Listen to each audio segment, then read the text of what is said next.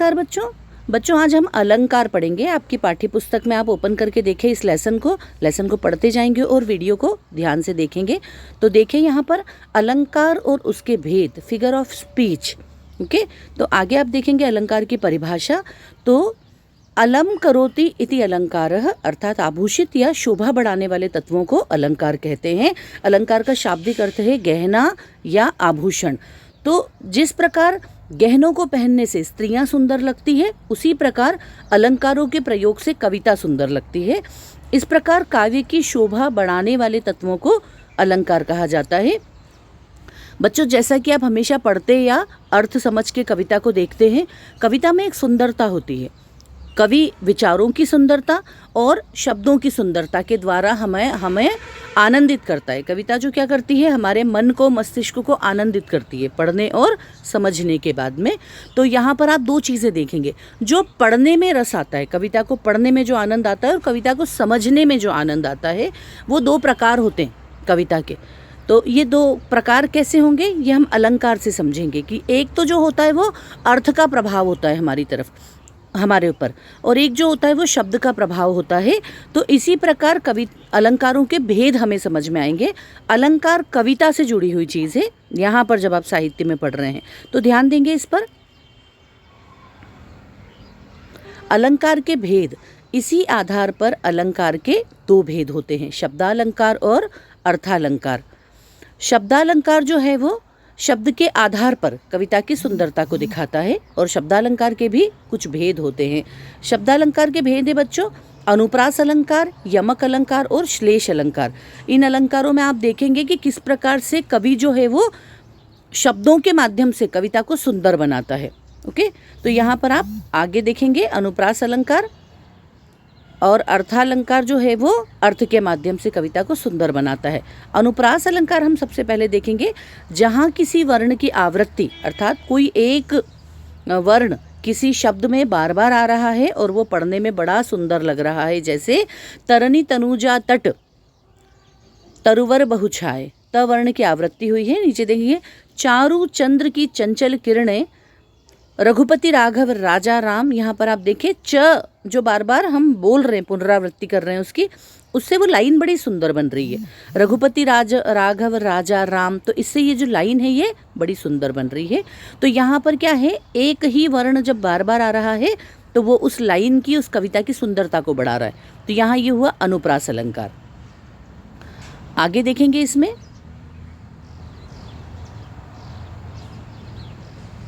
यमक अलंकार।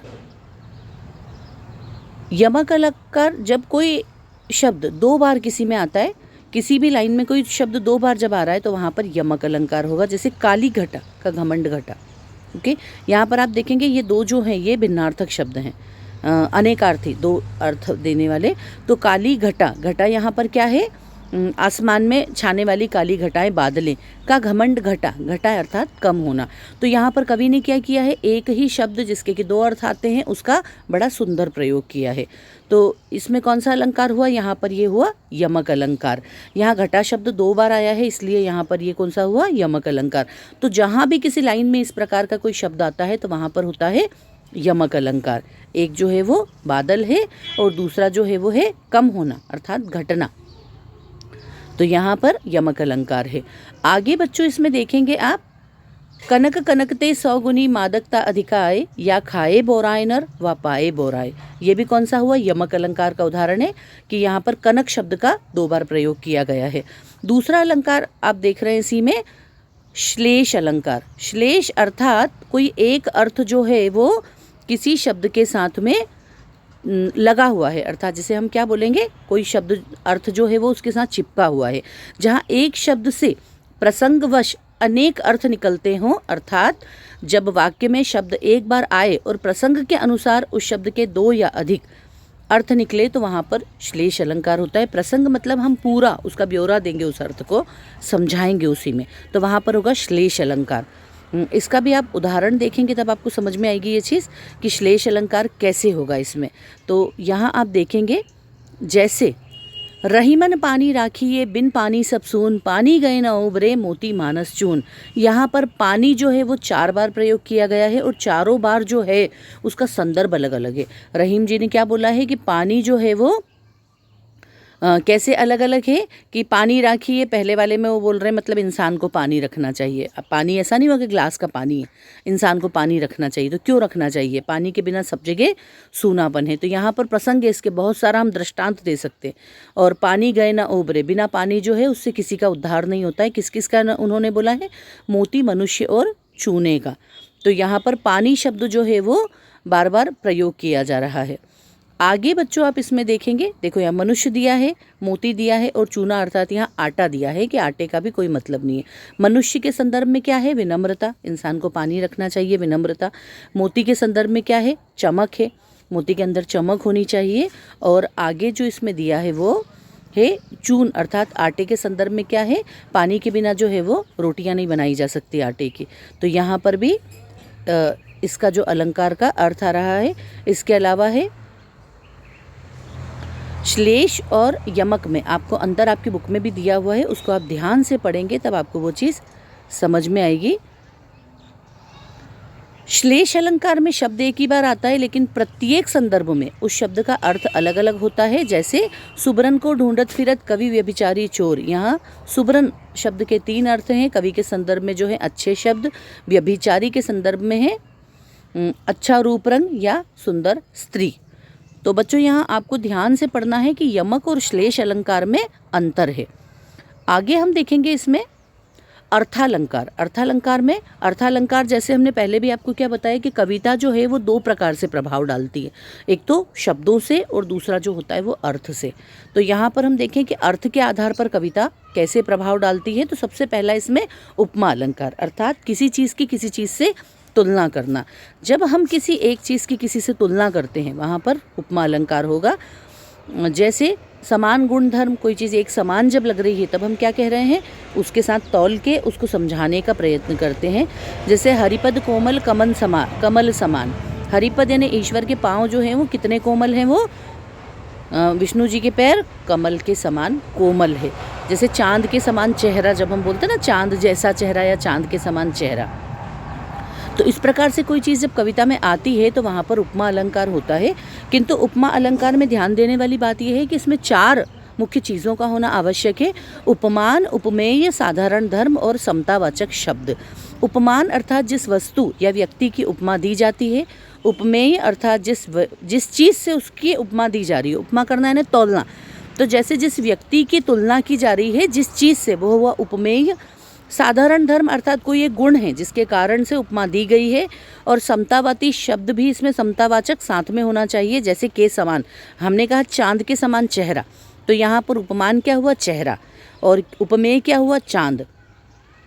और धर्म क्या है? सुंदरता, सुंदरता के कारण। और हमने क्या बोला? के समान, तो यहाँ पर ये समतावाचक शब्द हुआ। तो इस प्रकार इसमें ये चारों चीज़ों का होना आवश्यक होता है।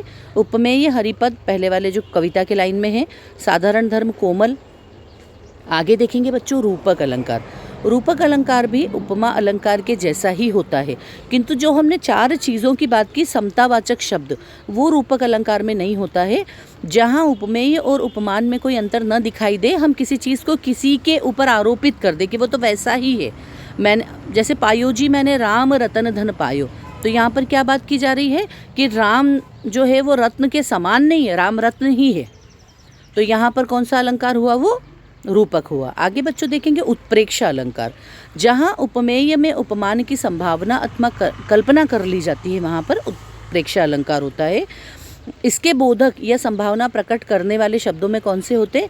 जो हमने समतावाची शब्दों की बात की थी वो होता है मानो, मनो, मनु, मनहु, जानो, जनु, इस प्रकार से। तो बच्चों ध्यान रखें, उपमा अलंकार में के समान साथ में होना चाहिए और रूपक अलंकार में होता ही नहीं है। जैसे चांद चेहरा, चेहरा जो है वो चांद है, जो हम चांद और चेहरे की बात कर रहे हैं। या फिर जो उदाहरण आप देखेंगे उसमें भी देखेंगे कि रूपक में वो चीज़ नहीं आ रही कि उसके समान है। और उत्प्रेक्षा अलंकार में मानो या मनु मतलब कल्पना की गई है। इसका उदाहरण आप देखेंगे तो आपको समझ में आएगा। सोहत ओढ़े पीत पट श्याम सलोने गात, मनहो नीलमणि सेज पर प्रातहु पढ़ियो प्रभात। आगे देखेंगे बच्चों अतिशयोक्ति अलंकार। ये भी एक अर्थ के आधार पर चमत्कार है। जिन कविता की लाइनों में कवि जो है वो बड़ा चढ़ा कर रचनाएं करता है, वो जो होता है अतिशयोक्ति होता है। इसके उदाहरण देखेंगे, जैसे हनुमान की पूंछ में लग ना पाई आग, लंका सारी जल गई, गए निशाचर भाग। हनुमान जी की पूंछ जो है वो इतनी लंबी है कि वो आग नहीं लग पाई उसमें, और पूरी लंका में आग लग गई। तो ये बहुत अतिशयोक्तिपूर्ण रचना है। तो ऐसे और उदाहरण आपकी बुक में भी हैं, आप देखें ध्यान से।